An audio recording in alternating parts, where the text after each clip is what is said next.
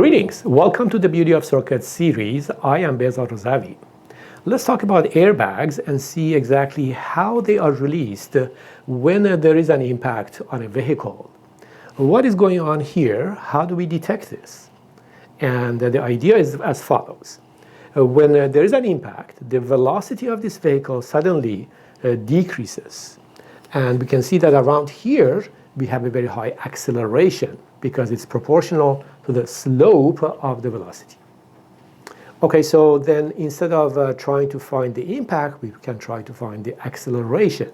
And if it exceeds a certain amount, it means that there has been a sudden impact. Now for that, we rely on Newton's second law, which says the force is equal to mass times acceleration.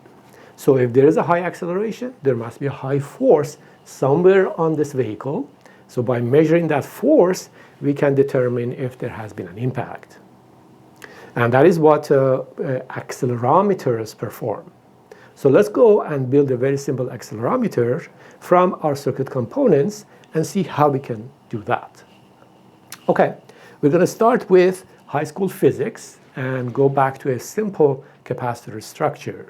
What we know is that the capacitance of this geometry is given by the area of each plate, A, divided by the distance between the two plates, and then a constant which is called the permittivity, and it has to do with the material between the two plates. All right, so if the force that is acting on the vehicle at the moment of impact can change one of these parameters, then this capacitance will change suddenly, and we can try to measure that capacitance. Okay, so how do we do that? Well, let's go ahead and build two capacitors, like so. Well, we're going to start with one capacitor. We have plate 1, plate 2, just like before. These are conductive plates on top of a non-conductive substrate. If there is no acceleration, there's no force acting on these two, and they are both vertical. We're going to make plate 2 flexible so that if there is any force, plate 2 deflects to the left or to the right. So now what happens if there is acceleration? Well, for example, if the acceleration is not zero, there must be a force that is not zero acting on plate 2, so plate 2 deflects to the left or to the right. So now what happens to the capacitance between these two? Well, the equivalent or effective distance between the two plates has changed now compared to when they were vertical. So that means that this D has changed, and that means that the capacitance of the structure has changed.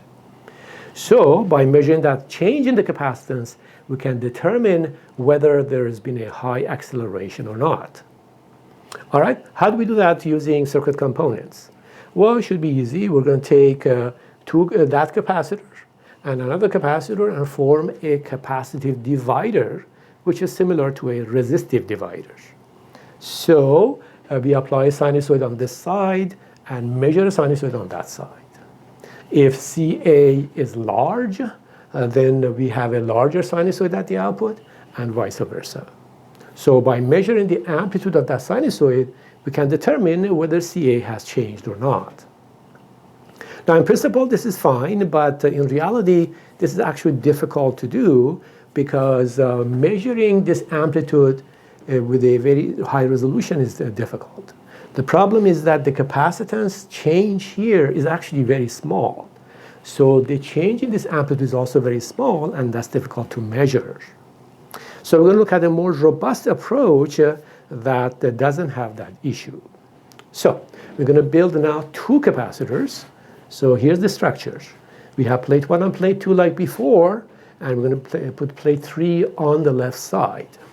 And plates 2 and 3 are now flexible.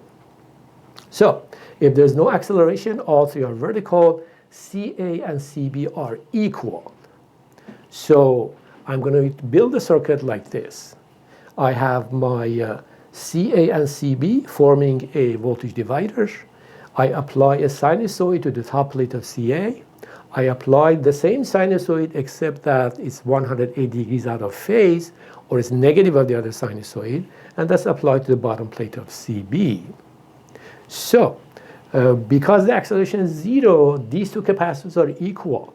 If these two are equal with these two sinusoids, the output should be 0. Why is that? Well, you can use superposition if you want to prove that. If we set this to 0, we apply sinusoid only to CA. Because these are equal, this will be half when it comes out. Similarly, we set this to 0, we apply this to CB, and again we get half of that one at the output. These two halves add up to 0, so we have nothing at the output. Okay, now what happens when there is acceleration?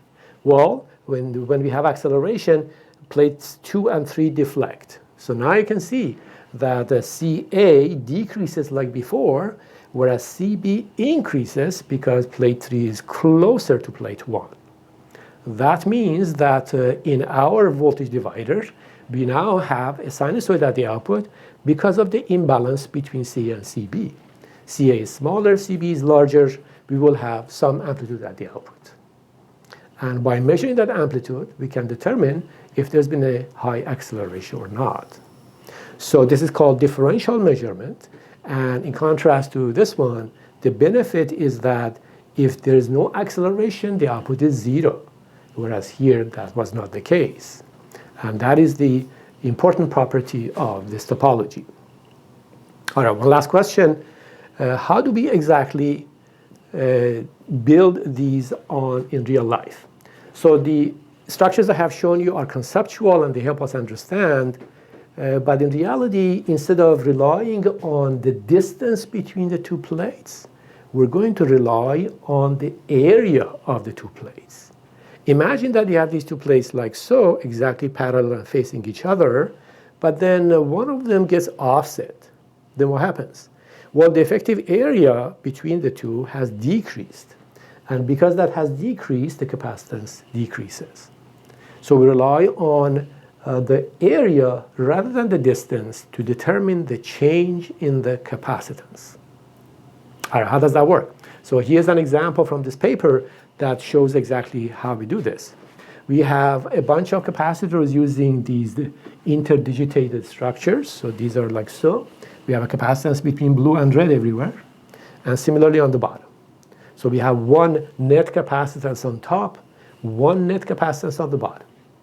If there's no acceleration, this total capacitance and this capacitance are equal, like our previous example between plates 1, 2, and 3.